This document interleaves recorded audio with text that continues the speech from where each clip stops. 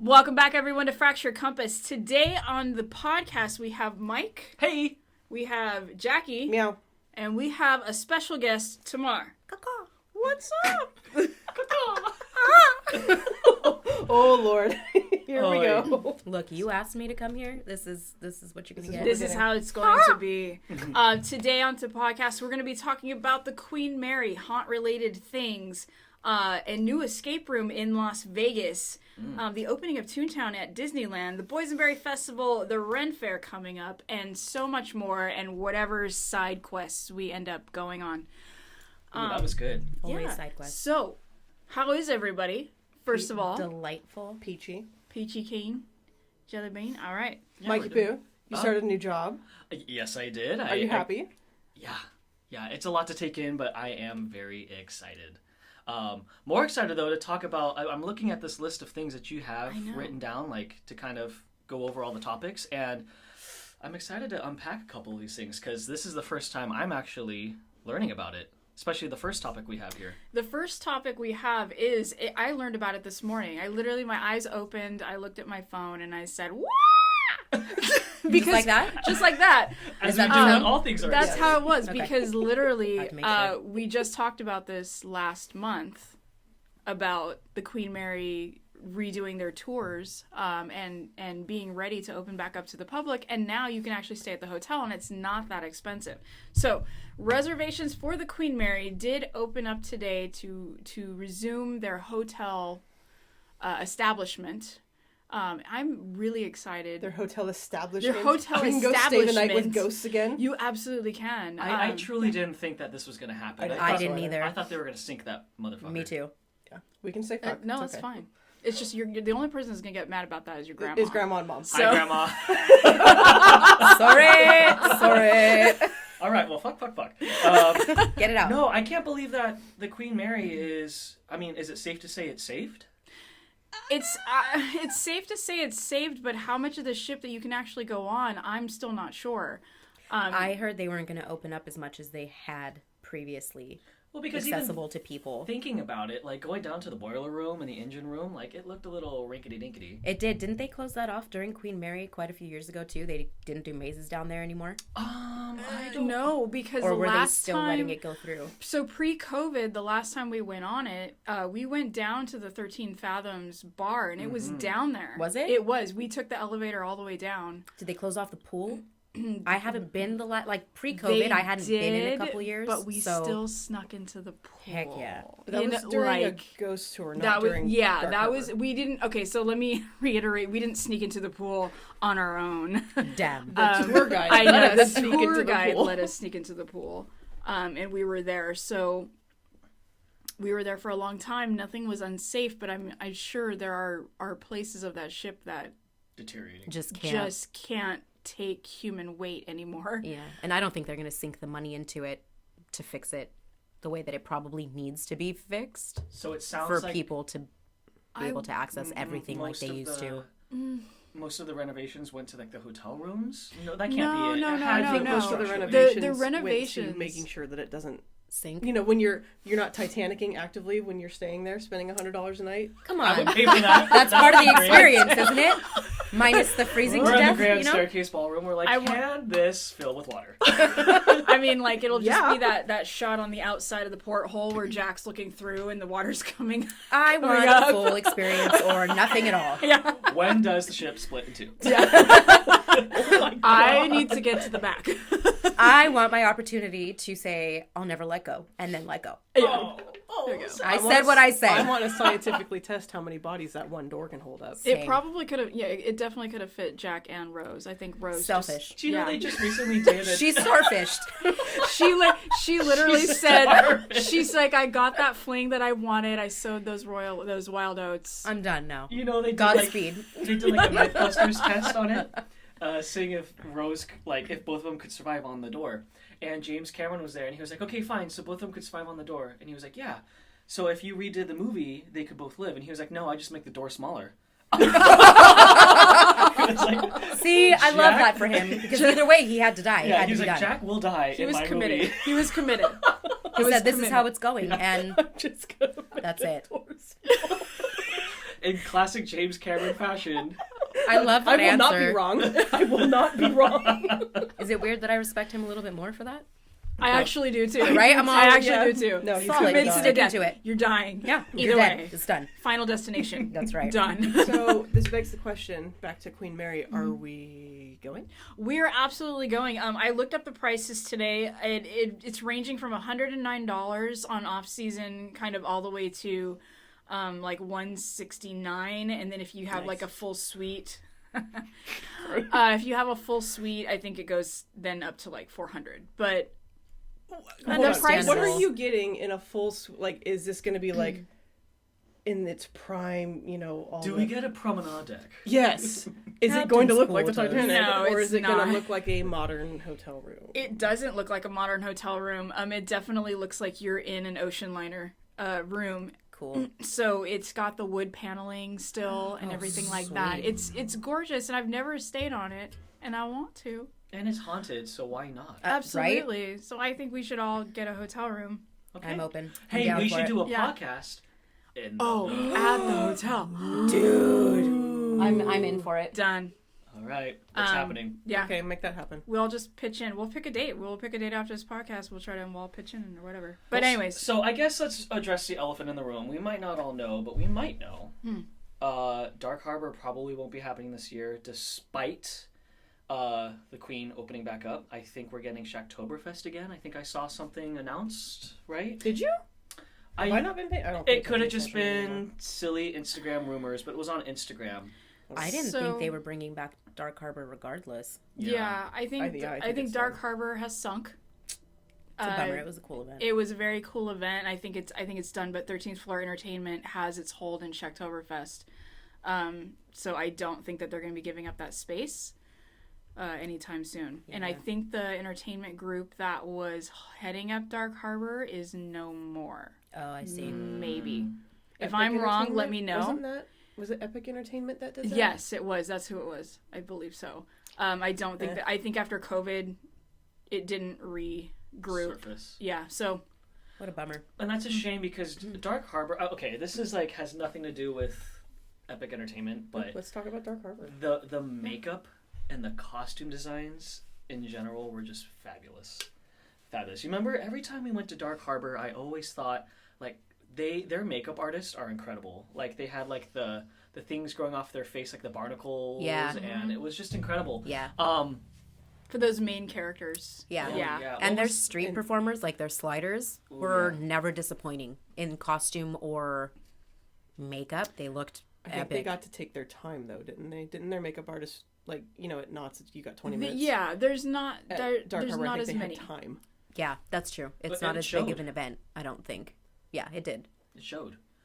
I think Knott's would be very capable of the same because they have incredibly talented makeup artists. If the They have time more was time. allotted and Yeah.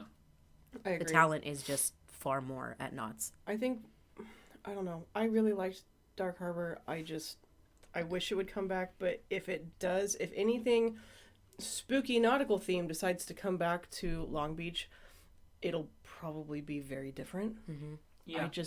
I don't know. It's going to be hard to tell. And you know what was Shacktoberfest had so many strokes of brilliance, I didn't right? get to go. But it wasn't a full event. I'm not even going to call it a complete event. There were so many components missing. Yes, it had the carnival rides. It had food. It did have entertainment. But it felt hollow. It really did. Was it And it a wasn't- proper Halloween event, or were they just kind of putting it on and calling it one? They tried. Okay. I don't want it to make it seem like they didn't try. Like the decorations, the sets were pretty good, but it was just hollow. Is that the pitfall of a first year event? Like it could be I'm hoping. added on to? Or is it because people like, I don't want to say people like us, but people who are very into the season and go out of their way to go to so many events and we expect more? Is that something that had to play into it too? Or do you think people who don't go often got what they wanted out of it type of thing? Or That's a good point. I definitely think that if you are a seasoned Halloween enthusiasts? event goer, Right. and you will be very disappointed in Shacktoberfest. But if you're just going for some family-friendly carnival rides, social hour. It's going to be a great time. Right. But it is not your event if you really want to do something Halloween. So if you're Got it. expecting a really cool pumpkin patch type vibe and not Dark Harbor. Exactly. Got it. There we Okay. go. That's perfect. Got It it. is like a pumpkin patch party. Got it. Okay. It is not a Dark Harbor walk through haunted houses. And they even had little mini haunted houses, and they tried. It's a pumpkin patch. Yeah. Okay. Got it. Yeah. Okay. That's not good. that's not bad though. Like some people want ambience of Halloween without it being like in your face scary. Yeah. But I think a lot of people went into the venue going, we're getting Dark Harbor back. And they're Right. like, that's not Dark Harbor. No. Guilty. I went guns ho, you know. And it is a family-friendly event past a certain time, and then after that time, I think it was like 8, that's when all the scare actors come out with the chainsaws and stuff. So, you know, they okay. did their best to try to make this pumpkin patch carnival party the best of both worlds. Right. I appreciate the effort. That being said, I miss going on the ship. Yeah. I miss that was so There scary. was something terrifying about going through, what was one of them? Lullaby Oh was yeah. Oh my through the God. ship, and it was Yeah. scary. Yeah. Those mazes made my every hair on my body stand on end, but I feel like that just comes to being on that ship, even not knowing the history. Like, you can just feel there's just some grimy, nasty shit on that ship. You know it. There really is. You really fucking know it. How can you not be scared walking through the ship without any lights on? Like half the time That in those too. mazes, I'm like, where the fuck am I going? Yeah, But it was still like effective. it very. And it smelt sometimes like the bacteria from I'm assuming it's like just the seawater and It's stuff. just It's just just that ocean air. city. It's that It's air. seawater. Yeah. Yeah. Musty, dusty, Yes. spooky, lukey. I don't even know how to describe it. The location of that event lends itself so beautifully to something themed in Halloween or horror, minus the history of the ship, because it's just everything around it lends itself to that nasty, all senses enthralled in the experience. It's disgusting. Do you know what my the scariest thing was for that whole event when we were able to go through the mazes on the ship? The propeller room, and they had a light shining on the propeller room. And what is that fear of seeing Submechaniaphobia. Submechaniaphobia. Yeah. just seeing this giant propeller below Yeah. you? It just make me feel like I'm gonna get grinded up. I don't know what Your it brain was. immediately watches it start turning, and you're all, well, my ass is dead. Yeah. Giant I- Titanic. Yeah. Like I literally, so like 1985, 1986 is the first time that I remember being on the Queen Mary, and taking the tour. You used to be able to walk through the entire ship without paying anything, Right. except maybe like a small fee to get on it, Right. But you could go through every single part of that ocean liner tour, and going in there, and they had a diver. I don't know if they still have the diver down there, but they had a dummy diver that was actually by the propeller that they had placed there to show you how big it was In compared comparison? to a person. Like an average 6 foot. Yeah, an dude. average Yeah. 6-foot guy. And I just remember like the horrificness of like just me staring down when I was 6 years old, looking down, going like, wow. Now I was like not as afraid of it as I am now, because I think you don't think about mortality when you're 6. Right. You're just running through life at that point. Right. But I remember it was one of my favorite parts on the ship to go and like look and like see that diver and just see the immensity of it. And I think the older I got, the more I was like, this is horrifying. It really, it really is. I don't know. I mean, I've been in the Navy. When you see scale, like something to scale, and you're like, oh, that's a lot bigger than I thought it was. Right. I don't think your brain properly No, processes you don't it. understand like how gigantic certain things are in the ocean, and then that's why we pay sea divers a lot of money to be down there, because it's terrifying. Scary. Like even thinking about like if somebody like bet me money to jump down into that pool, it would have to be a substantial amount. Agreed. It would have to go into my bank account Before I ever before thought I about even it. jumped into it, because I swear the second I hit that water, my whole body would just be like Would you shaking. this is a question for all of you. Would you guys be as afraid of it if it was dry docked? No, So, like, for example, it's like the water. Yes, It's the water. Because Yeah. when we went to go see the Endeavor at the spaceship, the space shuttle Endeavor at the Yes. Science Center, Yes. you're looking at it and you're like, I did not realize how big this was, but it's not scary because it's not in space. Put it in water. So if you Yeah. if we dry docked Water it. any naval vessel in the entire world that is the size of Queen Mary or bigger, and you looked at the propellers, would you be as afraid of it as you would be in the water? Not at all. I wouldn't. Not at all. It's the water component, because water is murky. Your visibility is not as clear, and so We're not made to be in the water. right. And so like not like that added. I think what it is like seeing something in the water and you can't quite make it out, but you can see the scale of it at least. Oh, hell no. What else is hiding in the murkiness? And I think that is part of that primal fear. This is going to give Sonia anxiety. And this is why we're talking about this so now. mortified of the ocean. She's like 5%. It's not enough for you to know what the hell you're going into. It's not. Really and it's true, is but not. it's true. But the fact, I think for us, like I don't have submechaniaphobia. I really don't. But this, I think I have maybe like at least 20% of it, because not only water equals death to us, but that propeller equals death to us. I feel like it's Extra double death. death. Right. Not even that though, Brie. Like do you remember seeing that video? I think the shark's name was Rosie, and it was a mechanical shark in an abandoned aquarium in the water. No, that was real. Wasn't that real? No, I think it was a fake shark. No. It was an embalmed. that was it real. was an embalmed. Oh, Was it the embalmed shark, or was it that one that's like really toothy that you always see in the water? No, that's a diver spot. So that's like an art installation, which is Well, regardless, But yes. the thing But can't yes. hurt you. Right. It can't actually. It's not going to come alive and hurt you. But seeing it in the water is not okay. No. Seeing it and that's what I'm talking about. Even like when I went to Castaway Cay, in the Bahamas, beautiful clear water, gorgeous, and they had like Mickey statues, right? And it was like some of them were covered in like barnacles and coral reef, and I'm like, get away from me. Get away from me. I don't like it. You're like, back up. Satan Mickey. just sitting there with a diving helmet. Part of me is like, what if that statue comes alive and it grabs my foot and then I drown? Okay, Like, but God, that's see? like being in a pool And thinking there's and gonna in be the a shark. dark, and you're all, nah. For sure, it's coming from my ass right now. Like, and logically, you know it's not there. Even as a 34-year-old adult at night in a pool, my ass is looking at that deep end going, I'm going to die today. This is how I go. Out of nowhere, it's coming for me. Mike, you would know this. Anytime we made the mistake of swimming in Lake Gregory, and you feel the lake weed touch you, and you're like, it's a creature from the Lake Gregory. hate things touching me in the water. That's like going to Arizona too, going to Havasu and getting in the water, and I'm like, what? Just brush my leg. As in a piranha, like that movie. It's a piranha. I live in the my God. Amazon. So, let's discuss. Let's move on to the next subject. So let's move. So guys, let's get together on the Queen Mary. Let's podcast on the Queen Mary. So I'm Done. totally down. But let's move on to haunt related things. Speaking of which, So I mean, this could go pretty quick. Scream Break at Six Flags Magic Mountain is still going on. I'm going Friday. Are you going Friday? Nice. I am going. tell us how it is. Friday. Okay. So you need to report on that next month I most about definitely will. absolutely what your thoughts Are you and filming feelings it? were. No, That's cool. No. You're just gonna go. no, I'm not. I'm not gonna film it. I think I'm just gonna enjoy this one. Okay. But I will let I you guys watched know. Theme Park Duo's story, and he had a blast. He was having a great time. I was going to say, I have seen a couple of things about it.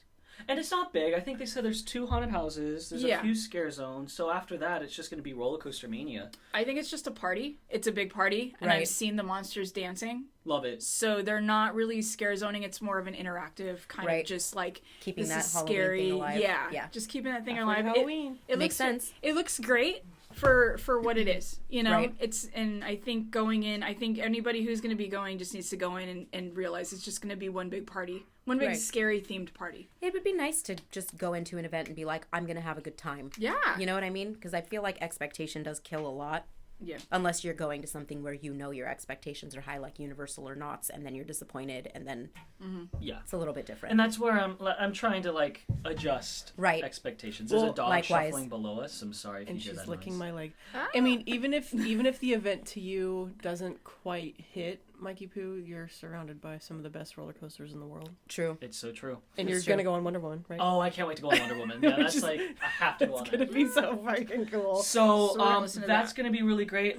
Any Not Scary Farm news to Okay. speak of? So, as for right now, obviously, KSF is slowly moving forward to the 50th anniversary. But right now, on their Instagram, they have basically a old maze competition. Okay. And they are going between Asylum, Delirium, Blood Bayou, Slaughterhouse, 13X Murder Manor, Doll Factory, The Swamp, Dominion of the Dead, Trick or Treat, The Underground, Malice, Cornstalkers, Labyrinth, The Gauntlet, Virus C, and C3. So those are the mazes that they're doing. Yes. And they're so these are the mazes they're doing. They're doing the old school mazes, and they're basically like bracketing them in like a tournament. So right now, Asylum, Slaughterhouse, 13X Murder Manor, and Doll Factory have moved forward. Woo! Pretty much what I expected. Trick or Treat, Labyrinth, and Cornstalkers have moved forward, and right now you can vote on their Instagram today for Virus Z and C3. Man, C3. I wish Club Blood got more love. You know what? How far back are they going for old school? Because they are missing mazes, but like, are they catering to a younger demographic? Because that's not as old as... No, it's not as they old are as just it could taking be. like probably The most popular? what has been interpreted as very popular in the recent past. Okay. And going like, here's what we're offering. But Makes sense. my feeling, and I've seen a couple people comment this on their Instagram posts too, is it's probably going to come down to Trick or Treat and Doll Factory. You think so? Not 13X Murder Manor? You know what? Let's go around the because table 13 then. is older, and a lot of people that are your age and younger aren't going to remember it. And that was where... And this is before the past, too. That was in Mystery Lodge. Yes. Nope, not Mystery Lodge. Sorry, Yeah, 13. Yeah. Is it? Yeah, 13 was Mystery where Lodge. Terror of London was? Yes. Yeah, Ooh, so... Terror of London. Yeah. Every single maze in Mystery Lodge has been terrifying. All right. It's true. It's 100% accurate. Yeah, Doll Factory for me, I want to win because that was the very first maze I went through. That was the first maze I've ever been through for any Halloween event. So it's just purely, I have an emotional attachment to Doll Factory. understandable. And I It's have a good one. I have an absolute emotional attachment to Trick or Treat. So I mean, like, Beautiful. I absolutely want it to win, but I would be happy with Doll Factory as well. Can I take a look at that list? Absolutely, yeah. Just I think Delirium lost to Slaughterhouse, and I was sad. Delirium was really cool. I really liked Delirium. Slaughterhouse, when How like did it the really? first couple of years that It it lost was to out, Slaughterhouse. Oh my Yeah. Was god. but ooh, this is rough, man. How many of these have you been in? Count 'em out. Yeah. What mazes have you? I think out of this group, I was in Labyrinth. I was one of the nymphs in the beginning of the maze. Yeah, Nymph. Yeah, nymph. But I do know people who were in Asylum, 13 Acts, Trick or Treat, The Gauntlet. I think I know people that were in almost every single one of these mazes. So it's really hard because I think I have an emotional attachment based on the people that were in them. But I think Asylum has a pretty damn good chance because it was so popular. Is it Asylum Lockdown? I think it's the just original. Asylum. Asylum was before they turned it in. I think they modified it throughout the years Okay. and changed it up, gave it a different name. So Like the kind of what Slight they did with Paranormal differences. Inc., like Yeah. the ending changed? I think Asylum might have a pretty damn good chance. There was something about, I think the first year I went, it was still Asylum, about that electric chair being out in the front, and you're watching someone die every 15 seconds. That as a young haunt goer, I was like, what the fuck is going on? Well, yeah. And that's not something it's not something that's talked about or portrayed in media, like movies and stuff. Like there were movies like The Green Mile where Yes. they do kind of touch on stuff like that. It's very rare and few and far in between. So when you see that sitting in front of you, I feel like it's very jarring because that's not something that is actively talked about because it's almost frowned upon that we do that to people or that it exists. Yeah. So it's a very touchy subject, but to see that happening in front of you To is see it happening very in front of you before you get into the damn disturbing. maze? Yeah. I thought it was great. You want to talk about like psychological damage? Damage, before emotional you, damage. Before you Emotional even step damage. foot inside, and you're like, "Oh my god, this Yeah. is the scariest thing I've ever done." Well, I don't think in the state of California any of us were alive when they were still that. doing I that. still- I know Right. in other states I there think were. it's still Right. legal. It It's is still legal in like some one or two states. It is. What the fuck? It is. But now, I mean, hate to go on this subject, but it's lethal injection because Right. it's more Humane. Right. Oh, if only we were filming and you could see facial Yeah, I expressions. swear. Who do you want to win in this lineup that they're... Honestly, I mean, I want Trick or Treat. I do want Trick or Treat, but Who do you think is going to win, though? I think Tamar is right. It's going to be a close with Asylum because so many people liked People Asylum. still talk about it. Yeah. So I wouldn't be surprised if Asylum did win. I would like Trick or Treat. I know like Doll Factory was really good as well though. So Mike, you want Doll Factory to win. Who do you think is gonna win? Who do I think is gonna win? Honestly, Doll Factory. Yeah, I just you're think rooting so. for it. I think it has a pretty good chance, though. I think that's a fair thing between Asylum and Doll Factory because Doll Factory was so popular. People like Jill, who was the doll standing in front of the dollhouse think they put that her- mechanically her like video- her moved picture and up. did all of that. Jill was so freaking popular, and she really like escalated the talent in that maze and Yeah. made people work for it because people came in there to see her. Yeah, that's Jill. Yeah, they used her She's- photo. Yeah. Insane. She was a beautiful talent. The thing is, those are two like Asylum and Doll Factory are two thematically very different mazes, and it They just are. depends on your tastes. Right. Are you looking for a more violent, rage-inducing experience, which a lot of people who go to haunt events want extreme. Right. Go to Lockdown. You want more of like a moody, atmospheric, maybe Yeah. spooky vibe. You're gonna do Doll Factory, and that's Right. why I think I'm gonna choose Doll Factory because I think it lends itself really well.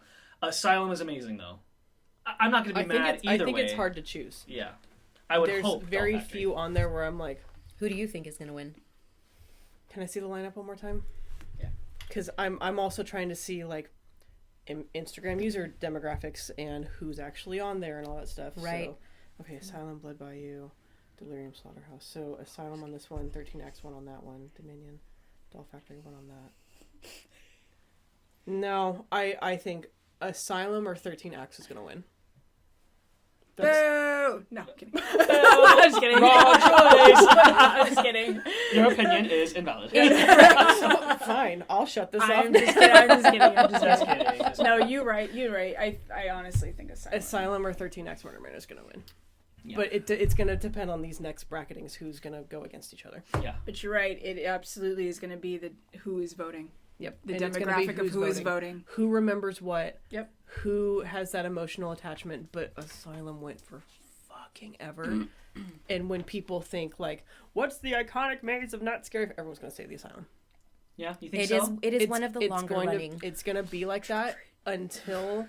I mean, Trick or Treat ran forever too, but Trick or Treat was not in your face. We're gonna kill you. No, I the second know, you I walk know. in. The only reason I think though she has validity in that, besides it being a beautiful maze, Greenwood. the talent did amazing. Sarah Marshall's in it. Yeah. The witch is in it, and she is such a staple in Knott's history, especially Knott's Scary Farm. She is literally the reason why. So, I feel like it's a lot. It's possible. You guys okay over there? Yeah. I'm sorry. We're listening. The dog farted. and all I hear is and it stinks. Riley, sweetheart, are you okay? I told you they're Are bad. you okay? Did you eat grass or something, Mama? Probably did. She has the sweetest face right now. Like, what did I do I'm wrong? sorry. She's like, I don't understand. I don't get it. Help me, help you. All right. So, real quick, everyone's favorite maze of all time from Knott's. Doll Factory. Oh no! All time. All time? All time. 13 X. No, that's the one that if you want to know the one that scared me the most, no. is What 13 is X your Murder My favorite maze. Like- Yeah, like no, it is, I'm like whispering it. it is Trick or Treat. It is for the old ones. You must choose. Damn it. I've never heard of that one. Because if it was a new one, it would be Paranormal Inc. Yeah, Paranormal Inc. is my favorite. This is really hard. This is a hard question. I think one of my favorites of all time was Lore of the Vampire. Yeah. It was a beautifully done maze. The talent was amazing. Like, you have people that are still working that, like, I remember when I started coming in at 7 years old, like, those people still work Knott's. I still work with them now. And those were people that I looked up to come and work the event at 7. So it's probably Lore. That's cool. That's really cool. Dad is still working. There's so many people that made an impression. I'm here for it. Mikey Poo, speaking of haunt stuff, anything from Horror Nights? Not a whole lot to update you on Horror Nights, except for a couple things, actually. Wait a minute. I do have one thing written down. Yeah, we're going to touch on that one. The first thing is, as of right now, the biggest rumor of what is going to be a house is Last of Us. Yeah. Everyone is rooting for Last of Us to be a thing. I don't know if it's actually true. I think it's just like more of a want from people that I'm seeing. Probably going to be a thing. I was going to say they would kind of be nuts not to this year. Right. They're talking about re-upping another game because of how popular the show made the game again. Strike while the iron's hot. I really hope The Last of Us does become a thing. And I want to see a clicker and a bloater in real life, baby. Oh, yes. And nobody's going to do it like Universal will do it. So come on, Universal. And there's so many set pieces that will be great. But yeah, that's all I really have been following up on for right now. Is just seeing Last of Us all over the place. But there is something that happened in Orlando. Yes. That, it doesn't bother me as much. But I do feel like it's going to bother people on the West Coast. And there was merchandise that was shown and released. And what does it say, Brie? See you in the fog. See you in the fog. Now, granted, I don't think Knott's technically owns that phrase. They do not. They don't. It was never branded or trademarked or put on merch. However, it was put on merch, I think. Yeah, it's on a shirt. We have it. Knott's has it on a shirt years ago. Proof. Proof. It's not that I don't believe it. I have not. And even if they don't have merch, it was their billboards were "See you in the fog" for quite a few years, if I remember correctly. So it's been done. Unless they just put it up there and did not trademark it or copyright it, or they could have trademarked it that year and let it go. Right. And then it became public domain again. Right. And so, because obviously Universal's smart, they're not going to steal somebody's copyright or trademark. Right. Well, no, they wouldn't. But Mike and Brie, you guys have both been to Horror Nights in Orlando, and you've both been to Not Scary Farm. Who's foggier? Orlando. Take that back. It's just true. Orlando. Do they? Orlando has, their scare zones are on absolute point when it comes to the fog. I am not. Jackie is looking at me with such disdain. Dragon eyes right now. Orlando has very good scare zones and multiple scare zones, way more than Hollywood could ever imagine. So, yeah, they do have quite a lot of fog. However, that being said, even I, who is a huge Horror Nights fan, you're talking about the guy who went to Horror Nights for his honeymoon, right? In Orlando. Thank you. Recognized, as soon as I saw "See You in the Fog" on a t-shirt, you guys got a text right away saying, "Oopsie doopsie." They made a fucky wucky. Because I think this isn't the first time where we've seen a lot of similarities. I think The Depths kind of felt copied a little bit with, what was that one? I don't even remember the name. But you guys went through it and you said it was nothing like it. It was not Lovecraftian horror that they did. Yeah, but you're right. And I think it was called The Depth of Fear or something like that. And we're all like, why are you copying the name? And then you guys actually went through it and it was not similar at all. Right. It's just, I think, I don't know.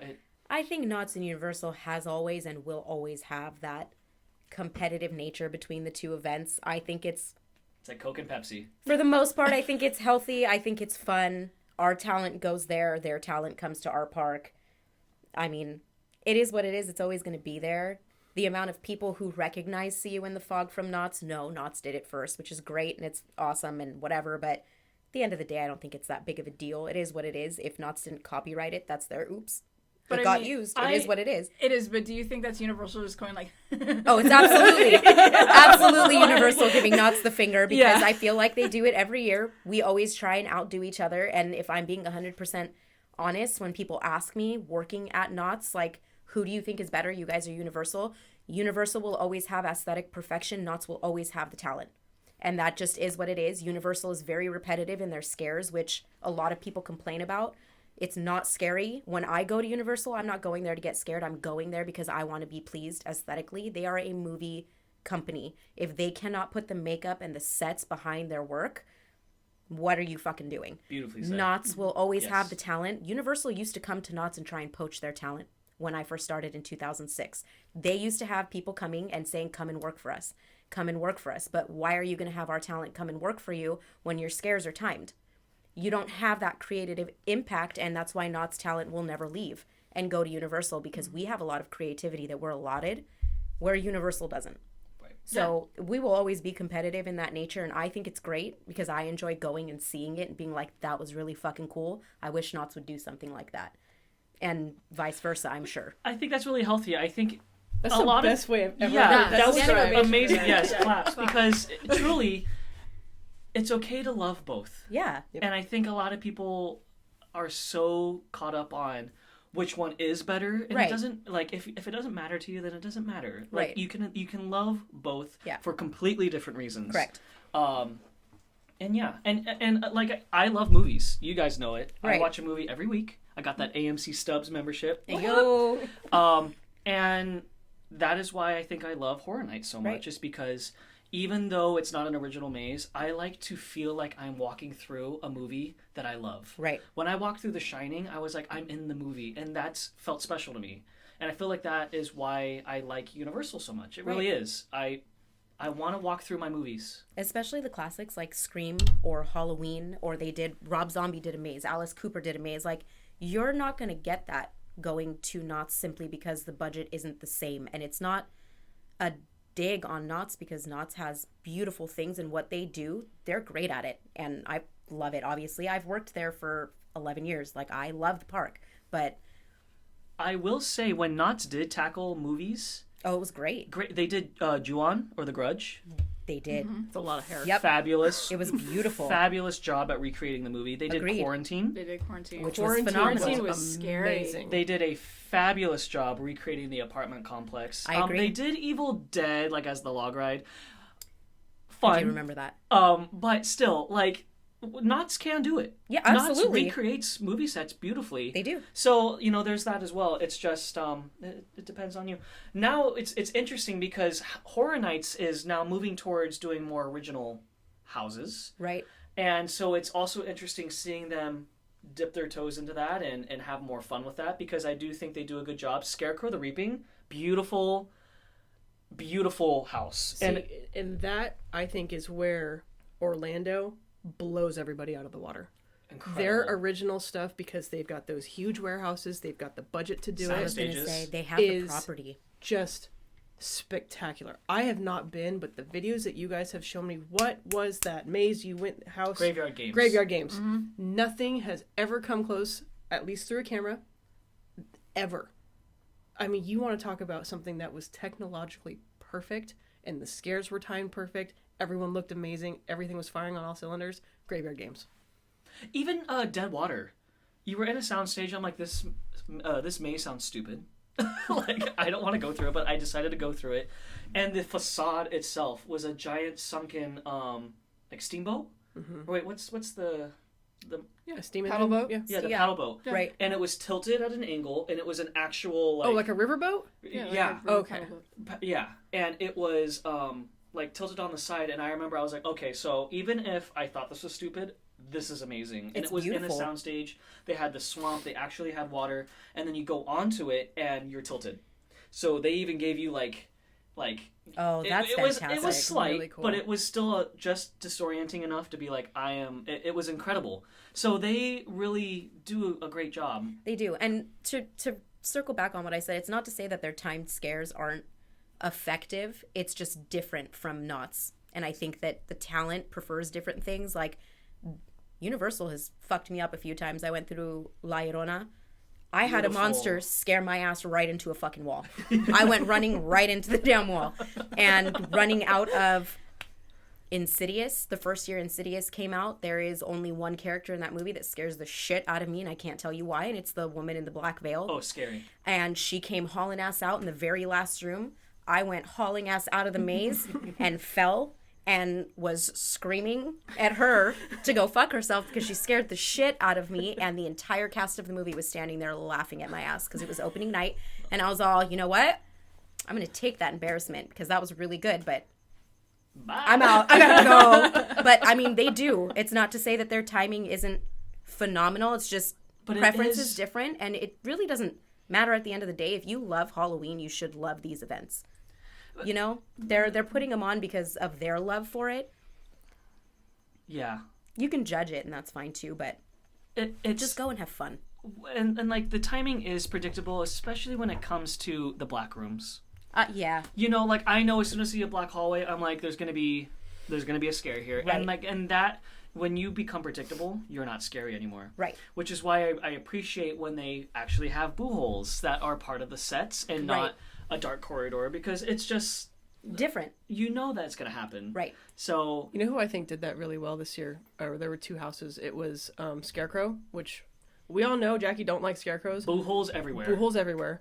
And The Weeknd, I actually thought did a pretty good job incorporating boo holes into those sets. I heard his Not- maze was really popular. it was wall pretty well freaking done. cool. in either of those. There wasn't one black wall. Which is nice because they switch up your expectations of the event when they do something different at that point, because of the fact that you're expecting them to do what they've always done. Yeah. And when they don't, or they're giving outside sources the creativity, like The Weeknd, I'm sure he had input in it. I'm assuming quite a bit. It's kind of cool to see someone else's I think that was brain definitely space work. What do we call it? We called it our dark horse house last year, because we were all going like, what the fuck? This isn't scary. We went through it and we're like, this was pretty good. Right.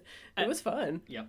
I'm going to be honest, I didn't expect him to ever. That was never on my bingo card of like, yeah, The Weeknd will have something at Horror Nights. Like Rob Zombie, that's on par. Alice Cooper, that's on par. Having people like that build mazes, that's just how their brains work. But it's kind of cool to see that. The facade of that house was really cool too, because they were playing all those popular songs. Right. And then like during certain periods in each song that they played, it would slow down and become distorted and creepy, and it was like, so like Blinding Lights was super creepy when it was like played that Grimy. way. Yeah, and then it would just pick back up again. Cool. And it was just very thematic. I liked it a lot. Yeah. I think the start of going into that maze is house. Oh my god. We're gonna do that a lot. Maze, house. Yeah, sorry. We were raised on both. Going into that house, and Jackie was all like, hey, look at that. And the facade that they had was just a lot of pictures of The Weeknd, but they had cut the pupils of the eyes out, so every now and then it would flash red and white. It would flash Like- whenever the song got distorted. Yeah. That's cool. And that's So when it was happened. and so it was Because a really good like setup. 10 minutes of the queue is, if you don't have Express Pass, 10 minutes of the queue is inside that soundstage, so you can hear the soundtrack of the house going on behind you, and that's cool. every time they warped it, his eyes, but like even behind the glasses, would flicker and then it would pull back again. Yeah. Really It was freaking cool. really, really good. So You know, The Weeknd has really come in clutch, like at least for me, this last year, because he did the Avatar soundtrack, and you guys know I'm a huge Avatar stan. Right. He was involved in Horror Nights, and so now I'm like, okay, I'm all about The Weeknd. I really am. I listen to his music now, and I like it. do you like all his music? I do actually. Yeah, I'm You're not diverse in hard your... to please when it comes No? to music. So I watched the concert on HBO, and I think a lot of his earlier stuff, because I'm not really into a lot of rap, like and certain things. So I was kind of like, I was all like, I think his earlier stuff, not for me. His later things now that he's kind of like Really evolving Right. from how he started.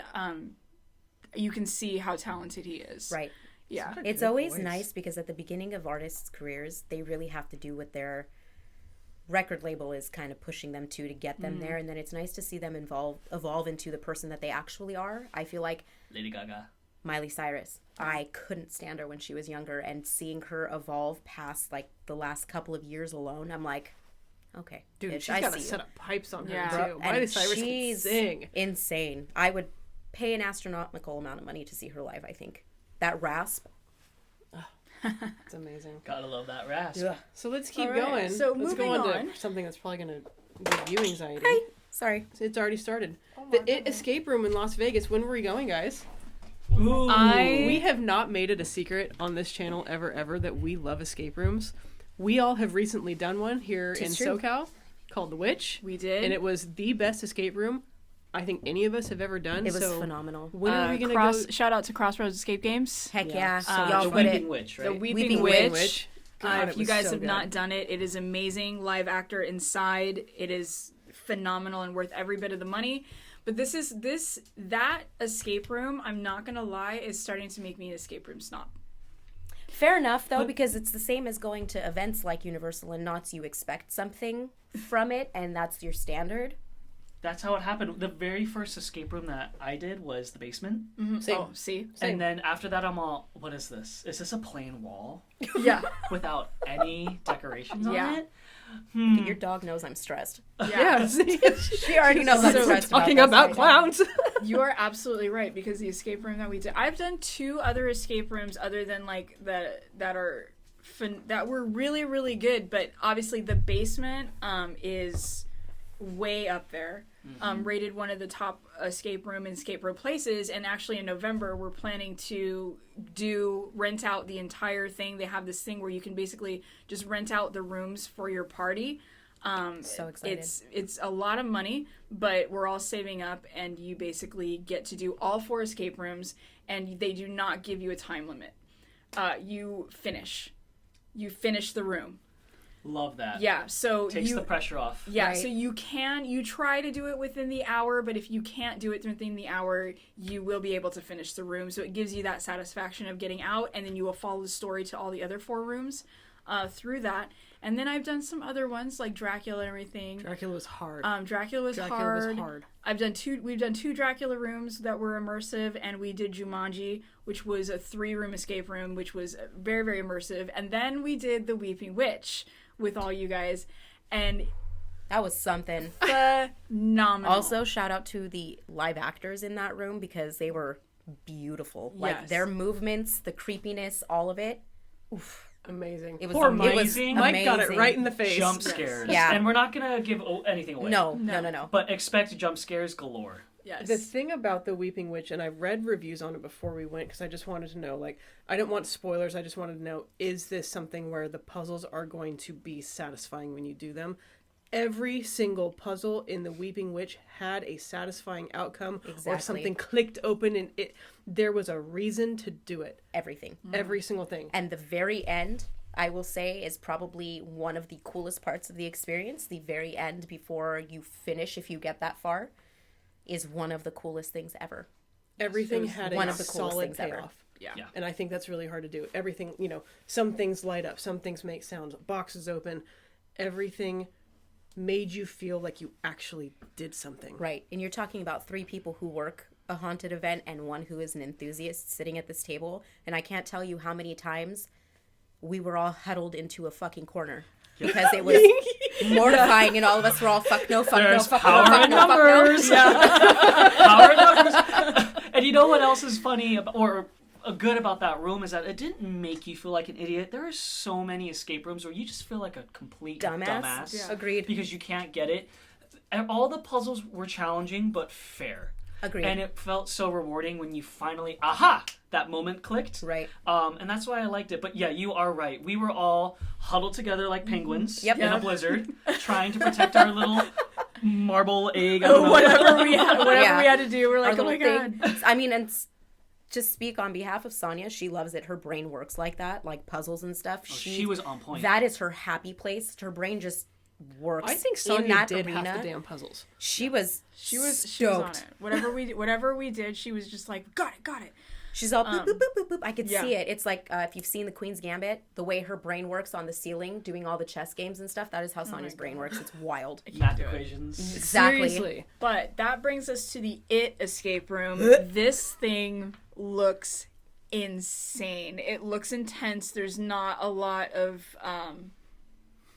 I want to say information when I was looking on Instagram. I need to go onto the website, but it looks immersive. The pictures that they put up, And it's Vegas. so you Very know that they're showman. gonna go. Yeah. Yes, you know they're going out. Flashy. They have a picture of you going down into the sewers. And I'm like, you're in a sewer. I wouldn't be surprised if you're actually stepping through like ankle high water. I wouldn't like, be either. you know. It's Vegas. We gotta do it. Disgruntled. I I'm know gonna do you it. are. I'm I gonna know do you it. are. But I'm probably gonna be looking at a wall the whole time, and I'm gonna be like, "You guys are on your own.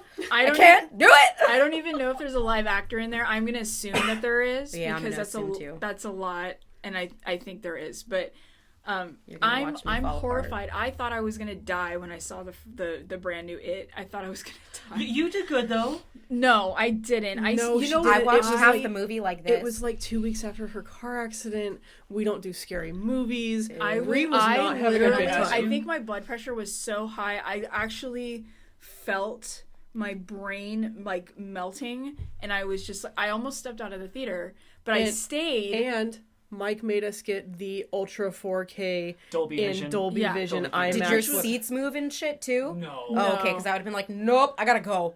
They were comfy? Did you think it was at least a good movie, or you didn't like it? Like, No. okay. No, like okay. So here's the thing. Yes, it was terrifying. So it was a good movie. It's a good movie that they remade. It was scarier than Tim Curry's version, even though the god that is Tim Curry making that character, it was scary back in those days. But they just with today's technology and things that they can do on the screen, it is amplified. Right. And I think it was a good movie. It's just for me, like I was terrified. I'm okay with clowns. I don't care. What were you looking at? I'm listening to you. Okay, because I was like, is there a clown in the corner? Like, what am I? No, my ass wouldn't be in this room.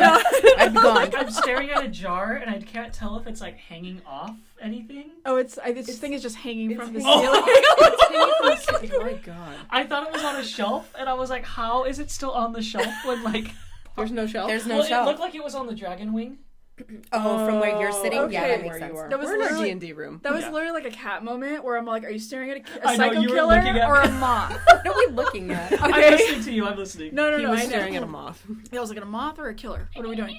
But yeah, so it was a very intense, scary movie, and I think that I can't watch it. I can't watch it. I did not watch the second one. There were a lot of things in there, like personal wise, that I was like a little uncomfortable with because of the actual like character story, not just it, but what the characters and the kids were actually going through. There were certain things where I was all, ooh, like I don't like watching that stuff. But other than that, I would love to be immersed in this thing though, because for some reason, that's how my brain works. I cannot watch a scary movie, but you could put me in it. Right. And I'd be totally fine. Even though, like, I would be huddled in the corner at some point with all the rest of you. Like, Right. like, like trying to go. But I'll climb through. I think there's a couple moments where you have to climb through things. But See, and for me, it is the reason, the Tim Curry, the original, is the reason that I'm afraid of clowns in the first place. I was really young, and I don't even remember where we were, but it was scaring the shit out of me. It was on TV, and I think it was my brother and my cousin thought it would be funny to, like, take the remote and lock me in the room. And it scared the shit out of me, which is fine. Like, I'm just happy I didn't know it was, I'm just happy I didn't know it was Tim Curry, because I wouldn't have watched another movie that he did. So finding out later... Sounds that like a it lot was of him? trauma. You want to unpack that? I just don't like clowns. I did see the new one. I think he did a phenomenal job.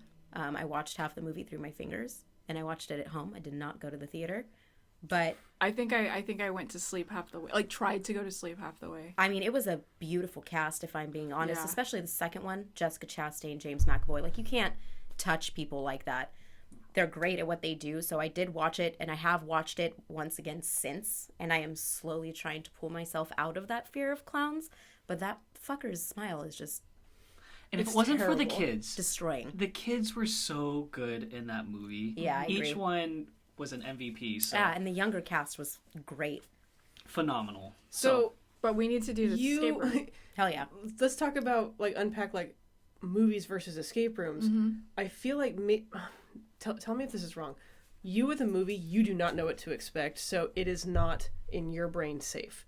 When you go into an escape room, you go into Not Scary Farm or Horror Nights or Dark Harbor or wherever you're going, you know it's scary, but you know you are going to be safe. You know nothing in there is going to hurt you. Right. You're going into a controlled environment where you're going to walk out and you're going to have a good time. Right. Right. Where you go into a movie and you're like, I don't fucking know what you're going to put on that screen. Fair. And whatever happens, fair. that person may not make it out alive. Like, there's actual, like, deaths and quotes consequences that are going to go on.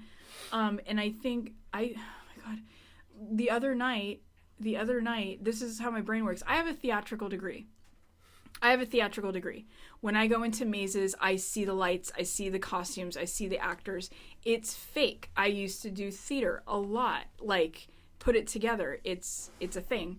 But movies, it's way too realistic. And the other night I was watching a 13-second commercial and I didn't understand what I was looking at until the girl looked through the peephole and the mom from The Evil Dead was right there. Oh my God. And I almost died.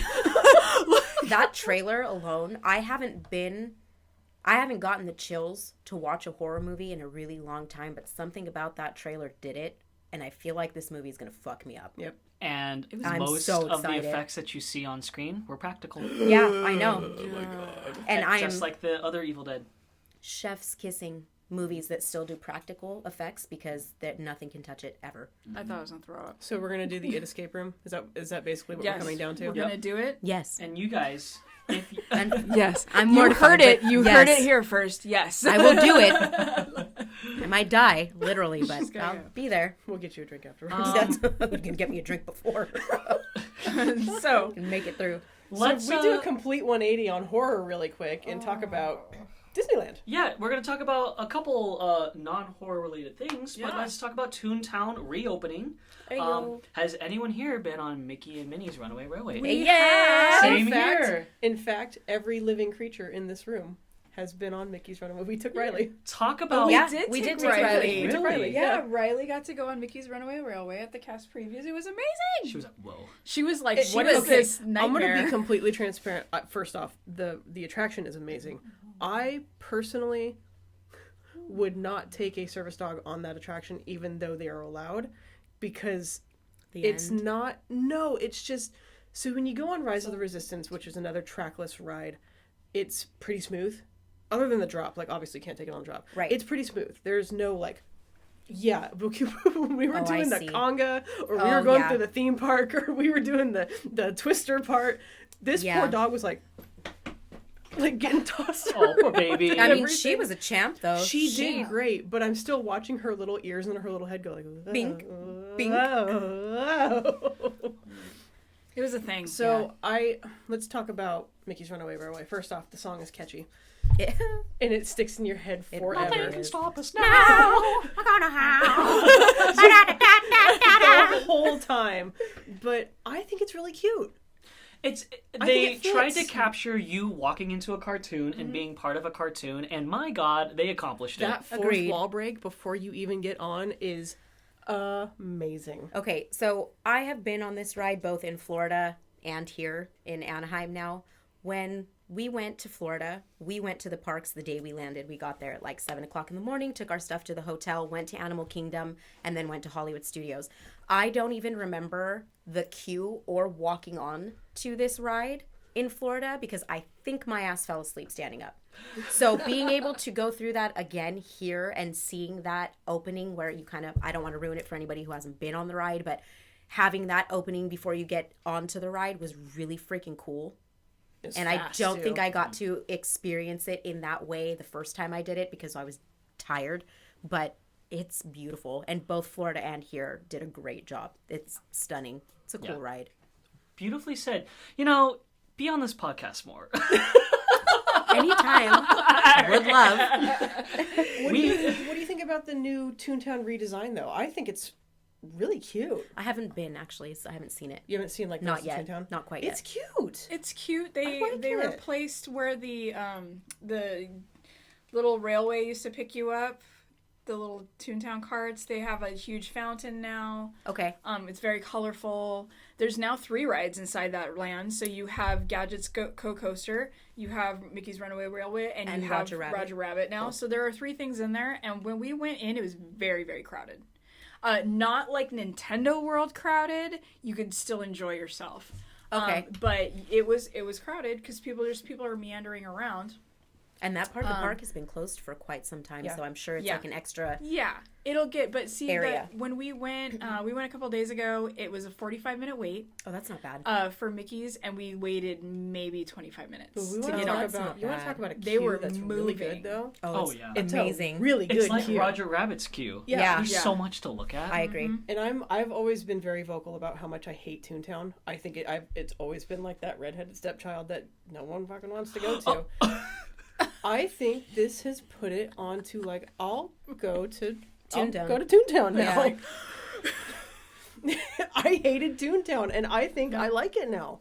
Well, and I think that was probably a big reason why they added stuff and changed it. It was because it probably wasn't. Was it because of the Disney adults? Just admit it. Well, I mean, It could be. You never know. Disney adults is what makes Disneyland now. Like, It is. We have the money. it's no longer really a children's park. It's not. Yeah. No. And It Disney really does knows cater, that. It Yeah. caters to us. Yeah, And I mean- millennials love nostalgia. Right. And we'll never have the property that Florida has. Florida will always be able to add on and do things that Anaheim won't. So our park does have to keep up in a specific way to Florida to make it a destination spot. Piggybacking off of what you just said, they announced that Avatar Land, Pandora, will be coming to Disneyland and California Adventure. Officially announced it. Where are they going to put that park? Because I want Flight of Passage and Navi River Journey. So we at work, got a like laundry where we've list of been, things we that have literally been trying to figure out like where they're gonna put this. In we California Adventure? We don't know what park yet. Yeah, nobody knows what park. I think. Get rid of Autopia. Rumor I is think it's gonna be Disneyland. Or do you think they'd blow out Innovations and Autopia and take up that I think whole they could part? take out Nemo, Autopia, Innovations. and probably where Old Rocket Rods is. Oh, for sure you could take out Rocket Roads. They haven't done anything with it. Holy crap, that's But it's true. but it is Say going hello to to Pandora. be it is going to be a land. When they said experience, I was all like, oh, is it going to be like a little thing? No, they No, can't. it's not. It's going to be a big land, so we'll see. There's parts of me that's really sad to see my Disneyland, my childhood Disneyland, go away for new things. But the other part of me is like, yeah, you have to. You have to keep it entertaining and new and different. And like look at Disneyland when it first opened compared to now. of course. Right? Like it's always going to change. Of course. But I got to tell you, you been to Pandora? Yeah. Yeah, okay. It's Get rid of anything to put Flight of Passage. I don't care what Dude. goes. that ride was something else. Right? That was an experience. Here's the only thing that can't be touched. But when people go like, don't take this away, don't take this away, don't take this away. Get rid of the castle. I'm like Yeah, fuck that thing. I'm Flight of like, Passage right in the middle. I go, think about Pandora it. Castle. And I was all like, do you run to that first thing in the morning? Usually not. Do you guys run to Autopia first thing in the morning? Hell no. No. Do you guys run to Nemo? Nah. Nah. Do you guys, are you running to Interventions? There's nothing in there. But they are putting in a DVC lounge at the top, I believe, is what was Let's saying. go visit. So, yeah. So we'll go in there. But No, you're running to Indy, Matterhorn, Space, Haunted Rise of Mansion. Resistance, Mansion. yeah, when Pirates. definitely Rise of Resistance. They're going in there. So whatever happens, the only thing that cannot be touched is they need to figure out if they're going to put it in that area. Because I'm not sure. Well, there's a monorail there too. And They're not going to demolish the monorail, Right. And they're not going to take out the steam train, and that station is back there. Oh, that's Well, true. that even begs the question then. And this was a rumor also I heard about this was Paradise Pier in that parking lot. Bye. That's what I heard too. I heard Pandora. that they were going to Yeah. get rid of the parking lot And then That and parking the lot. hotel. fun little bridge over the road No. to get to Pandora. Which hotel? The Paradise Pier Hotel? Yes. Or the other one? Which one's the one that's like Pixar themed? Is that Paradise? Yeah, Pier? they've been putting way too much money into it. It's not. Have going, they? It's not going anywhere. Parking lot. Then the parking It's lot. the parking would go. lot, probably. What, Simba parking lot? Simba. Yeah. Simba's Really? been. I'm gonna say Simba's been slated to leave for a while. That's what I heard, that they were always planning on knocking that out to be able to expand more. And they were, well, you got to think about I'm it because here they for it, still but have, damn. they just rebuilt the parking structure and added a secondary, and they have off-site parking and trams that take you back and forth. I think they're going to try and utilize those to be able to expand and keep things fresh and new. They have to do something. I feel like Disney has dealt They're with a lot of shit Really trying with to make everyone DCA else. not the bitch park anymore. Yeah, well, yeah. If Well, DCA gets that, it's not the big park anymore. It is the it's park. equal. Yeah. It's equal. I would say it would really split the equalize. Agreed. Yeah.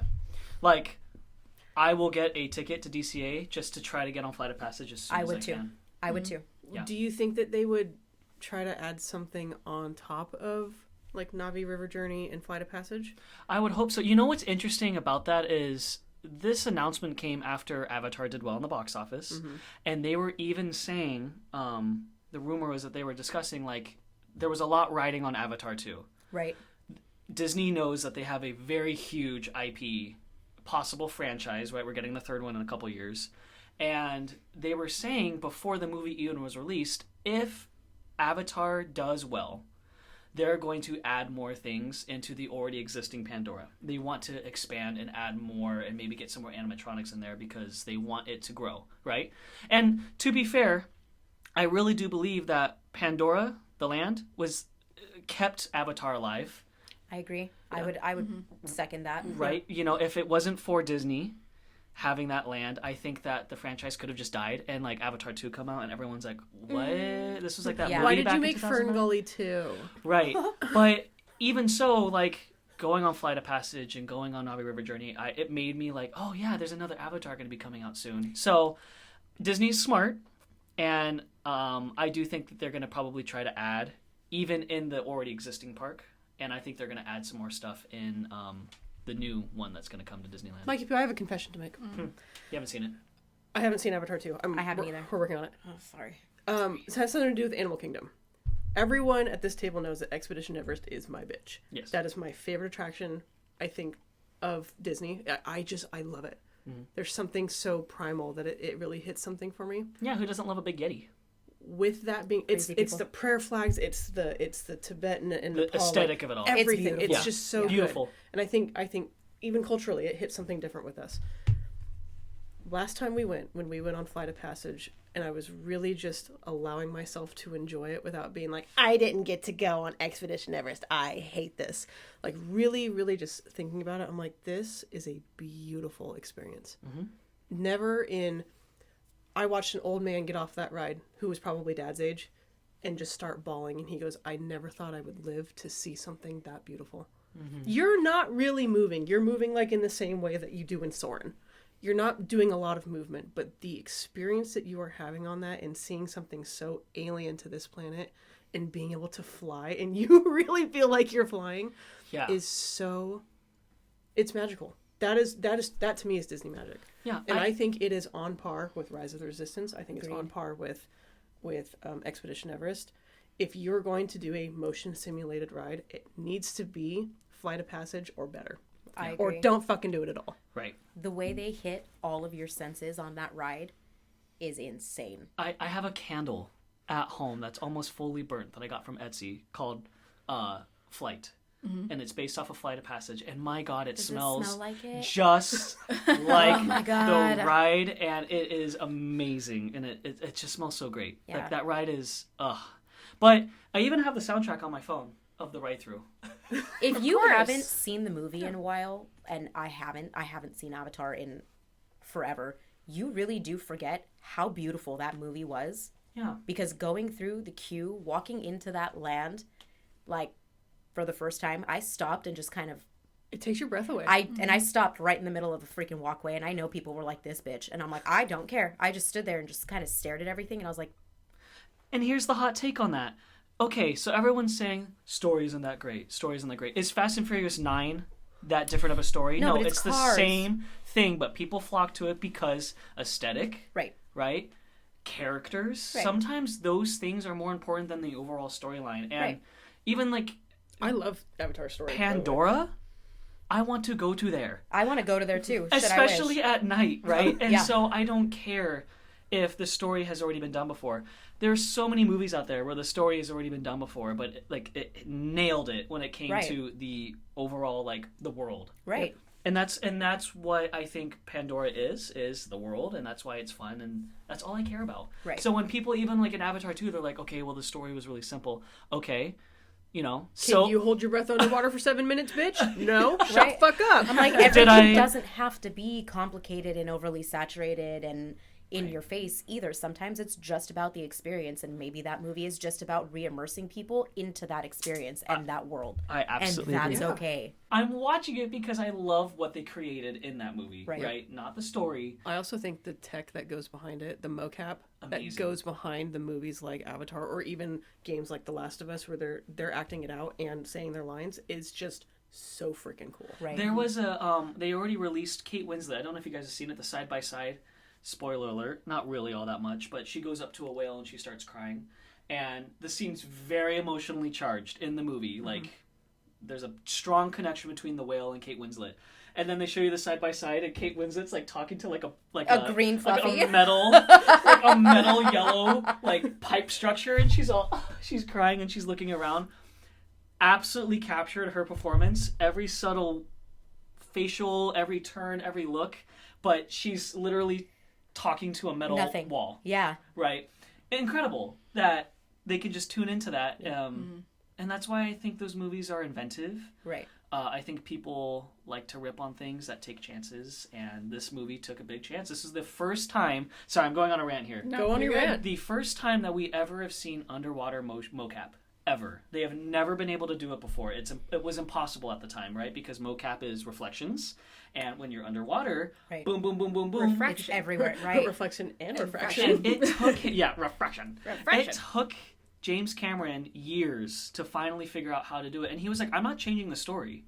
I'm going to keep the story exactly how I want it, and we will wait for technology. Because he's patient. We're going to wait for technology to get there. Respect this that. Man, Jack is dying. We're doing this underwater. But look at all the movies that his name is attached to. Yeah. Like, it's not like he's ever made a movie. That could be wrong, but I'm just saying it based off of what's coming to mind. That you're like, that was absolute shit. The man knows what he's doing. He doesn't make movies that are half-assed. He wants it done. If anything, you can say that. He doesn't half-ass it. He's committing. Yeah. Done. So, you gotta respect it. Even so, like, that's why I think that movie is always going to be special to me, is because it's like, ooh, like, first of all, visually incredible. Right.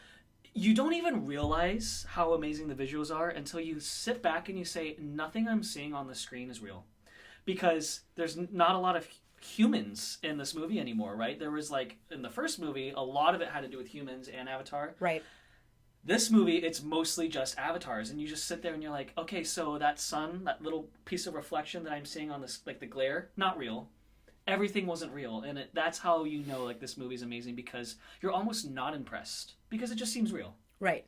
It's not. And it's not one of those movies where what they did with Dinosaur, well, we're dating myself just a little bit. So when they filmed Dinosaur, it was one of the first times that they took CG animation and put it on a real background. So they went and filmed all of those shots wherever they were filming it because it was still Earth. Right. Pandora doesn't fucking exist as far as we know. So they're going into a computer program going, what does this alien world look like? So yeah, you're absolutely right. You're like, I'm not impressed, but you're like, they freaking made this with a computer program. Yeah. This doesn't exist as far as we know. Which also is a huge shout out to every single person who worked on those movies because holy shit, Thank your nerds, guys. That's time and that's fucking patience. Because if you didn't love what you were doing and didn't have the patience for it, you would never. And there's something that, like, always kind of brings you back to, like, oh, okay, like, you're right. This is not real. And in the best way possible, but there's a character that Jake and Sully, like, adopt, a human feral child named Spider. And throughout the movie, you see him interacting with all the Avatar, and it looks so real, like he'll hug them, and there's no CGI human, like, but that's what makes There's not that weird, like... Yeah, that weird cover where you could tell they're hugging, like, a foam piece. Yeah, none of that. Like, he looks like he belongs in that world, and that's what, like, always makes you appreciate, like, oh, okay, like, the textures of the Na'vi skin when, like, they touch him.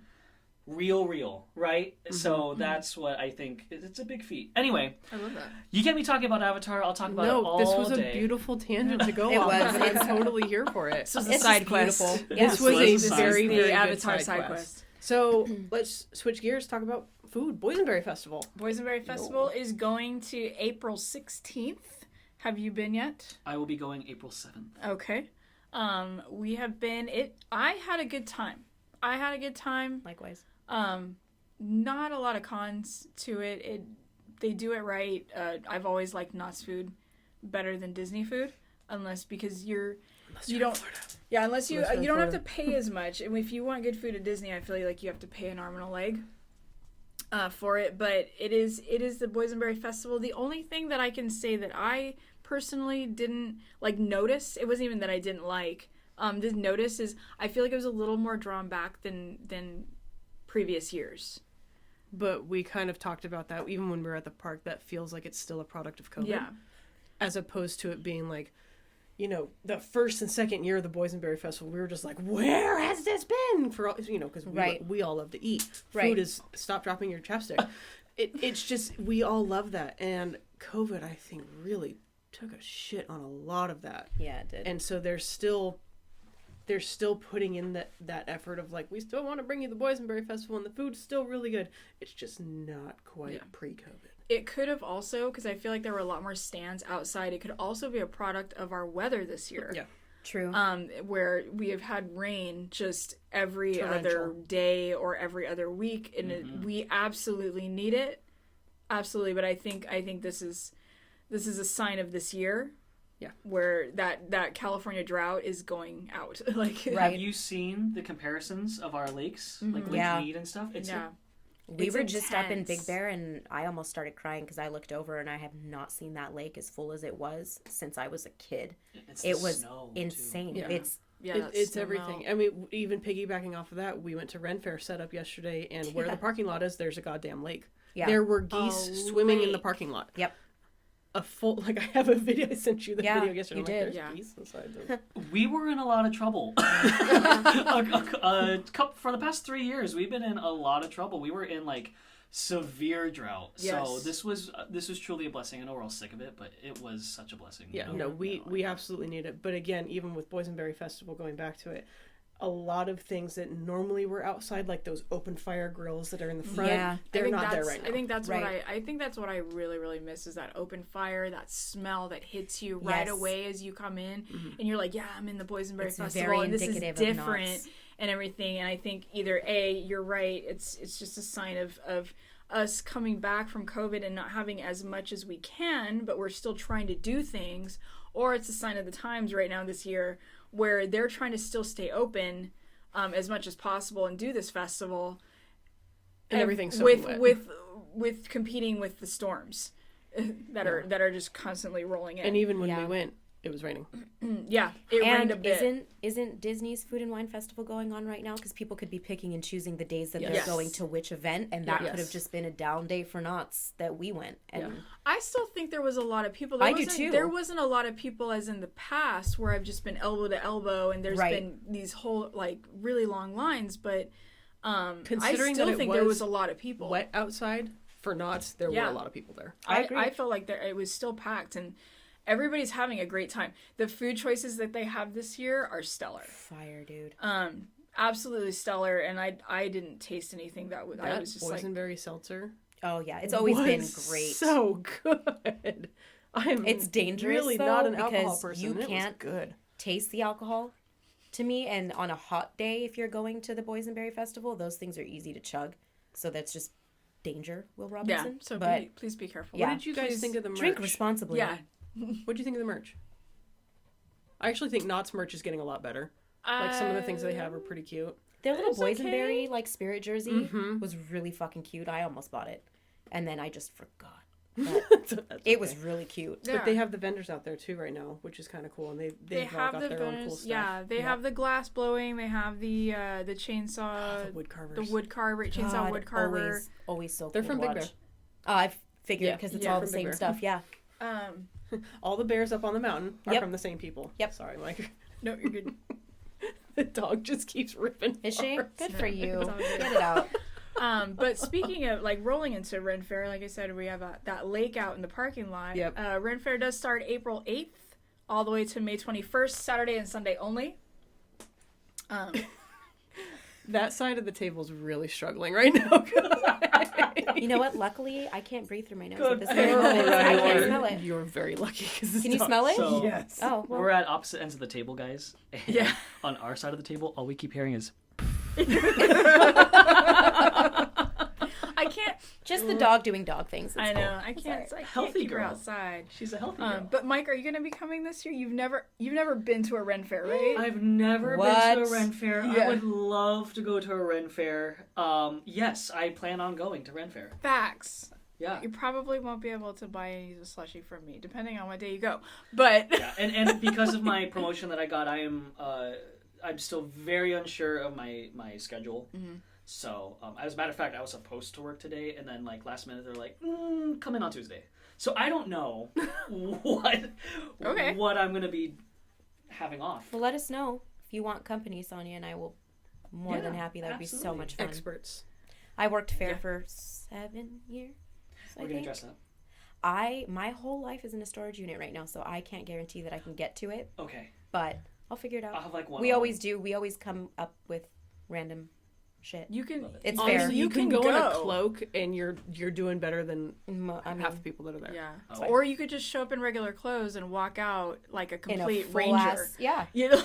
It just Like, depends not on how even much money joking. you want to drop. Yeah. You're Oh, going to okay. spend money. I will tell you right now, if you're going to go to Ren Fair and you can pull cash out before you get there because their ATMs will like destroy your $5. wallet. And like that's a $45 But- extra charge. It is, but vendors will take cash over credit. That usually works in your favor. And it's a good thing to know. Plus, getting drinks or getting food, everything is cash. Everything's cash. And the lines for the ATMs are insane because people don't realize to do it beforehand. Plus, you're paying the ATM fees, and it sucks. Hot tip. Thank you. Yeah. So Yeah. we will be Yes. making sure we have cash So on cash Cash. beforehand. I know that's so weird after, who carries cash nowadays? Nobody. Because, if you lose it, you lose it. Right. It's gone. And now on debit cards, you can literally just go into an app and turn it off if you, Yeah, if you lose it. So, and it's done. But, cash is king at the Ren Fair. It is. So, 100%. Well, I'm excited. So we have one more kind of thing that we're going to do, and we're going to roll a d20 to see who goes first. Oh, hell. So Yes. this is the recommendations and random question of the day. So Mikey Poo, go ahead and pick up your dice. Mhm. Highest number goes first. oh no. 16? Oh, I'm last. Was it me? No, 18. Oh, of course. So B. B goes first. All right. TV, book, movie, music recommendations. Do you have Okay. anything going for you right now? Anything that you want to tell the people? Do. So hang on. I'm getting to this book that I actually just read. It was Women's Month. Ooh. It is still Women's Month, I think, for another Couple days. couple days. Mm-hmm. But I just read a book, and it was actually really enlightening, but it's Women of Walt Disney Engineering. Heck yeah. And it's 12 women's story about them going through Walt Disney Imagineering and working for Walt Entertainment, or WED Enterprises as they called it. And it's just their story about basically working in the workforce from 1968. It has Kim Irvine, a lot of, famous women that you kind of see their marks in the park still. But from 1968 all the way to present. Them working basically in a man's world and trying to break those glass ceilings and showing their worth, that they can do just as well as anyone in the workforce. So I recommend that book. If How far you along have- are you in it? I'm done. Oh, you finished? I'm Okay. done. It was a 6 hour. I listened to audiobooks. It was a 6 hour listen. Oh, that's not bad. It's just they picked one story that stood out in their career, and they told that, and they were read, but it was read by the same person the entire way through. I kind of wish it was read by each one of them, because it's really neat to hear someone narrate their own story, because they have the emotion behind it. Right. But whoever did it did really well. As for a TV series, I'm watching The Mandalorian right now because it is back. Season 3? Season 3. How is that? It is amazing. It's basically, it has one of my favorite characters in it, the little Babu Freak from Star Babu Wars. Freak. But Not he's that going through his redemption period of him taking off his helmet in season 2, and you see what is that skull? Oh, it's it's an underwater creature. I don't remember Boba what it's Fett's called. skull. Yeah. but you actually it's like see the symbol of Mandalore. The that symbol of, yeah. creature You see that creature in It's the depths. really Like cool. she turns around, she looks over, and it's right there, I'm all staring back no, at her. she's a Star Wars. Oh psycho. yeah. I was like, I can't think of what it is now. So if you guys know, please leave it in the comments down below. You're next. And the after random, that. what's the random question of the day? Oh no, we'll get to that. We'll get to Oh, the okay, random okay, questions. Just do it now. No, because we got to do recommendations for TV shows, movies, books, music, anything, art, anything that's caught your attention. Admittedly, at the moment, my book selection is not at all what it used to be, but I will always recommend classics, anything Jane Austen, Virginia Woolf. If you like anything that is a telling of some part of history, I would say like The Color Purple, or Oh my goodness. Love in the Time of Cholera, or Anna Karenina, like those classic, that influential movies, or the ones that they're banning from schools, like To Kill a Mockingbird, Of Mice and Men, stuff like that. Like, it's really wild to me because I went down a list of books that I remember reading in school. Sonia was never. And just the change from district to district, and I'm like, I don't know what it would have been like not reading To Kill a Mockingbird in school. She didn't. It wasn't required reading, and they've banned a lot of those books now. So anything like that, I feel like if you know anybody in their 30s and you didn't read certain books or just compare curriculum, those books are incredibly influential, and the way they make you think about things are really important. Music, I don't know. I am taking music recommendations from anybody. I literally listen from classical all the way to international and everything in between. So I would love some new music because I am always tired. I don't listen to the radio because I'm so fucking sick of what the radio plays. So anything different would be great. TV shows, I am currently catching up on The Sandman, which is Neil Gaiman, and I love that man's work. So getting to see that on screen and everyone that they chose to be these characters is fucking flawless. So that is what I'm catching up on at the moment. Just finished Queen's Gambit. Took me fucking forever, but I watched it and it was brilliant. Nice. I haven't read it yet, but you talked a lot about it, was Born a Crime by Trevor Noah. Oh my gosh. I would love to listen to that. Amazing. Piggybacking off of banned books, something that was banned kind of a couple years ago in a lot of states and a lot of districts was Mouse, which was the graphic novel that has the mice, cats, and pigs as Germans, Jews, and Poles. Yeah. I think that, man, I love graphic novels. I think it's a really good way for people to digest concepts and actually be able to see what you're reading.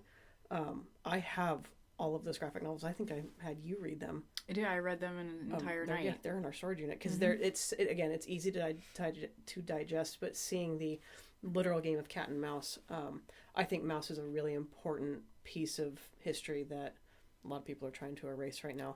Yep. TV shows, I'm pretty caught up on all the things that I've wanted to watch except for The Last Kingdom. If you like Game of Thrones, it's better than Game of Thrones. I said what I said. It's less grimdark. And I've heard it's really good. I haven't seen it either. And it's historically based, accurate. Movies, I really want to see Dungeons and Dragons. I do too. I really, really want to see It Dungeons looks and like Dragons. it's I gonna be actually heard fun. it's good. A lot of the And John Wick 4 just came out. Oh my goodness.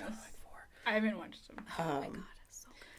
Yeah, I want to see the Dungeons and Dragons movie. All the trailers that we've seen have these stereotypical stupid jokes, and I've seen a lot of neckbeards be like, "Bruh, that's not how you play Dungeons and Dragons."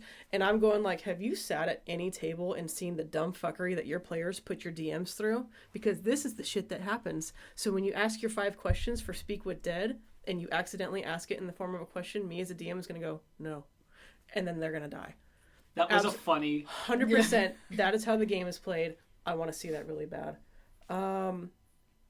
Games. I'm still working through God of War, and we are Fortnite buddies through and through. We are Fortnite buddies. I know Fortnite is old, but we play Fortnite all the time. Anybody It's wants oldie to but a play goodie. Fortnite, drop your tags in handles, there, yeah. and we will just go and destroy things. We'll go play with you.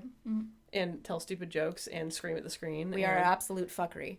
And say completely Fair naughty warning. words. We're serious when we play, but there's fuckery attached to the seriousness. Be prepared now. If you don't like it, don't bother. Mike? I think I don't have any recommendations. Can I say what I'm looking forward to? Yeah, absolutely. So for TV shows, there's a miniseries on HBO that's going to be coming out called Love and Death with Elizabeth Olsen, Lily Rabe, and Jesse Plemons. That is And Nicole Kidman, What? I think. Oh, so now that is a stacked cast. It follows the crime that Candy Montgomery committed. She was an axe murderer to her neighbor. Yep. True story. She was acquitted. But I do still find that kind of thing fascinating. I also love the producer. He made Big Little Lies, and he's just very good at miniseries. Plus Elizabeth Olsen. And she looks like she's going to kill it. Kill it as Candy Montgomery. Movie-wise, there's so many recommendations. I can't even give one to you guys. I guess maybe I'll try. What have you seen then? What have you seen lately that you really like? I just watched Scream 6. Okay. Who would have thought that Scream 6 was going to be good? I was looking forward to it. I just wasn't expecting it to be good. And it was surprisingly sharp. They are still finding ways to make it relevant, even with a lot of the original cast not appearing in it. I am looking forward to Evil Dead Rise. I know you're not. That is going to be a spooky So one. excited. It's and to not- piggyback off of that, Nicole Kidman is not in it. I think she just posted about it. Maybe she's a producer. Could be. Yeah, potentially. It's not that I'm not excited, like looking forward to it coming. I'm scared. So I know it's gonna be good. It's gonna be because so it good. looks terrifying. Oh man. I It looks like guess. I don't know if good. I can see it in theaters. It might be something where I have to watch it at home. Guess there's two things that I know absolutely you will not be watching, Brie.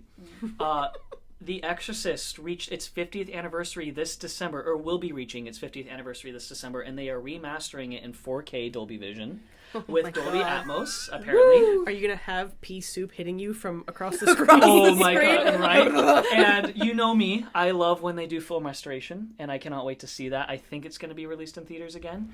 Also, on top of that, this year is the sequel, or the requel, to The Exorcist, helmed by David Gordon Green. It comes out this October, apparently, or this December.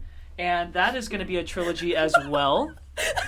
She's just sinking. Bree is just sinking below the table at the moment because that movie is a no-fly zone for her. Fun fact, Ellen Bernstein, I think that's how you pronounce her name, who was the mom in the first movie, returns in this one. And the way they got her to return to this movie, Jason As Blum. what?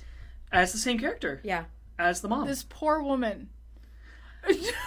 Hey, Look, let if she me tell keeps you. signing up for it, she's glutton for punishment. I should say the No. poor character. You should Leave see, her so alone. Jason Blum is producing it, right? Like Blumhouse. Right. And the things he had to do to get her to agree were astronomical. However, Jason Blum was like, she needs to be in the movie. Like, she needs to be a legacy character, right? Yeah, with Halloween ending and Jamie Lee Curtis finally stepping out of that role, I feel like the industry needed something for people to hold on to. No, So I and think that was smart. The director moved from the Halloween trilogy straight on to The Exorcist. So that's Right. exciting. Jesus. Books. I admittedly haven't read a lot, but there is something that maybe might be fun for you guys. If you are interested in the Hunger Games, they released the poster of The Ballad of Songbird and Snakes. It is coming out this November, and that is a book. It was released a couple years ago. An interesting read. It follows President Snow's as a child. It's his perspective. The ending was a little whack to me. I am excited to see how they tackle that. However, I will always take a new Hunger Games movie. Agreed. I haven't read it.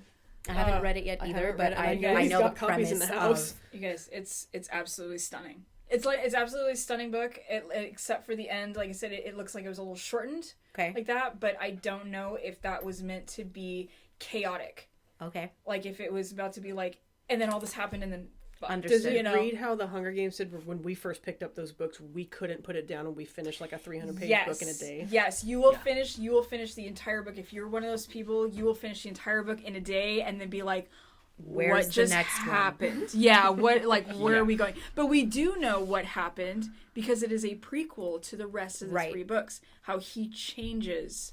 And The to Hunger me, Games. anything that follows Snow was always going to be a winner for me personally, because watching and reading the books and then visually seeing it on screen, that was something I always wanted, because his character, besides the fact that he's played by a phenomenal actor, is so complicated a story of his background was always necessary to me, so I'm glad that they did that. I want you guys to read it, and then we can all discuss what you feel. Okay. Book club. Because honestly, Don't play games, you're I'll do gonna it. look at Snow in a different light, and then you're gonna see it. Try to do it sooner than later, because if you read the book right before you see the movie, then it's almost like you're just Comparing. Yeah. you know, like Right. even now, like I'm a little fuzzy on a couple things, but I'm happy I am, because then when I watch the movie, hopefully it's like I remember this. Right. Okay. And then the last thing that I have been playing, like video game wise, can I do video games? Yeah. I have been playing the remake of Resident Evil 4. Nice. What a beautiful reimagining. Absolutely faithful. Ashley is as annoying as ever. I tell her to hide in the box all the time. It's with Leon, right? With Leon. And Yeah. yeah, I'm in the castle right now. Okay. Here's my last question. Oh. You can just answer. You don't have to give a reason. Just say the name. What villain do you secretly cheer for? Ooh. Is this across all platforms?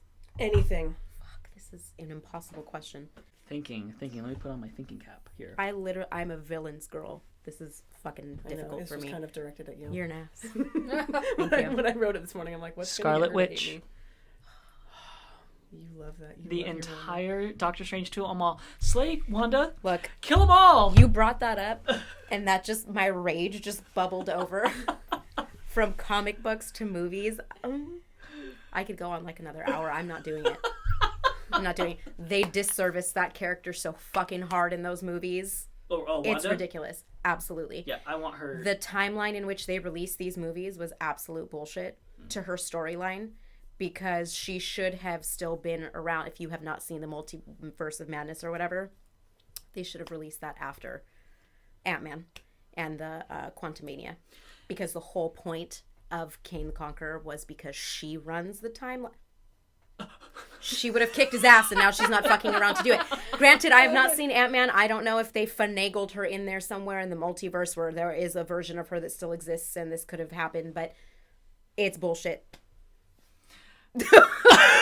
She got dumped on so bad. They did such a disservice to her character, but that's okay. But I fully support your character. I choice. still root her. I do root for too. her. I love her. Yeah. She is my favorite. I want her. She's one of my favorites. I just want her to be happy.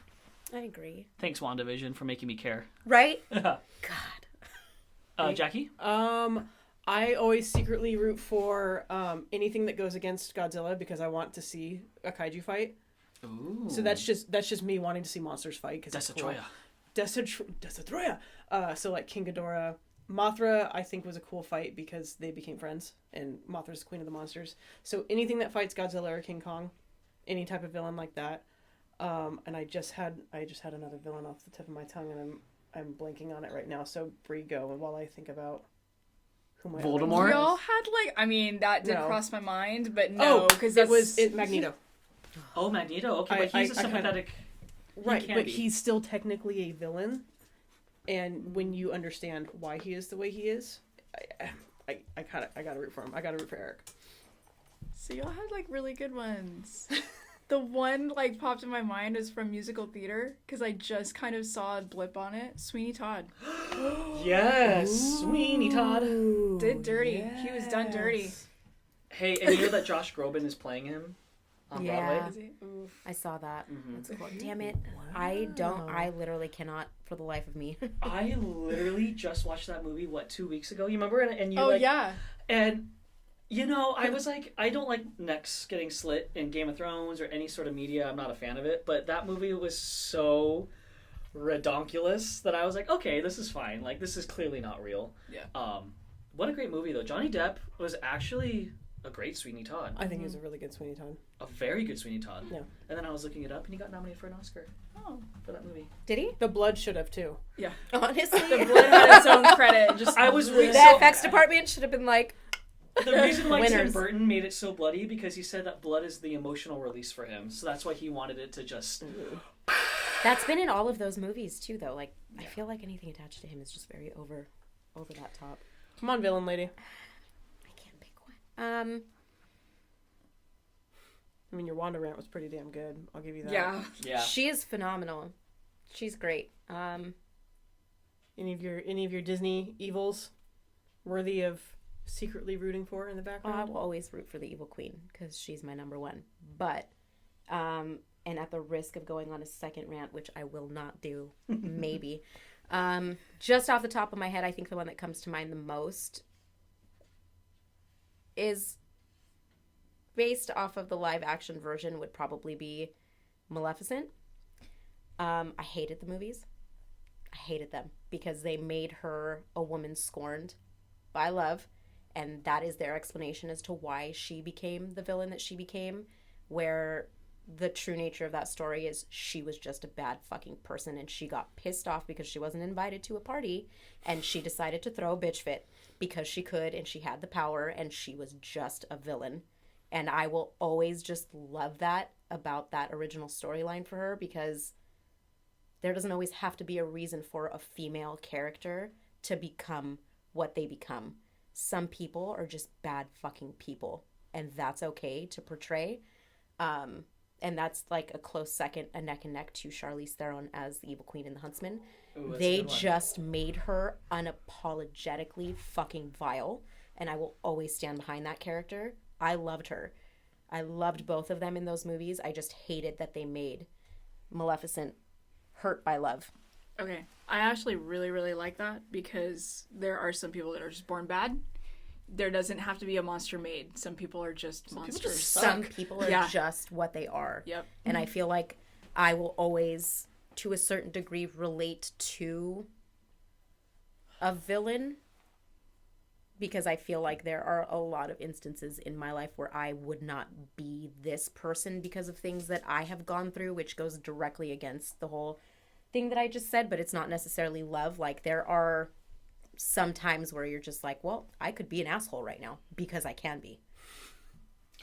Nice. I think if it exists in everybody. Yeah, you are does, fully absolutely. fucking capable, and to act like you're not, I you're want, a liar. I want to go through my villain era. Like, I absolutely do. And, like, I'm not even ashamed to say it. I am a villain apologist. I'm like, yeah, I made a mistake. So what? Like, 5 or 90 guys died. Like, it doesn't Oops. matter. Okay, Wanda. See? So that was a oopsie whoopsie fucky wucky. Exactly. And who the fuck cares? I mean, I'm sorry. I apologized. And on On that note, note, we're going to all go see our therapist. Thank you, everyone, so much for listening to us today. Tamar, Thanks, y'all. thank you for being here. Anytime. This was a joy. You are always welcome at this table to talk with us. I think that's all the time we have for today. So, Mike and Bree, do your thing. Get us out of here while the dog hits her head again. Oh, yeah, and she's farting up a storm, so let's wrap this up. all She's right. staring at the Hey door. guys, if you have any comments, put them down below. We would like to hear them. If you guys want us to talk about any topics that we have not brought up in these last 2, please let us know as well. We'll be putting these out the first of every month. Close to it. Close First to one it. close to it. Yeah, closer first to it. We'll also be going into a new chapter of Factor Compass called Storytellers, so please stay tuned for that. And with that said, Always be ready. because you never know where your compass will take you. Yeah! We did it! Riley fart. Oh my god. And we're out. And we're That's what it's going to be.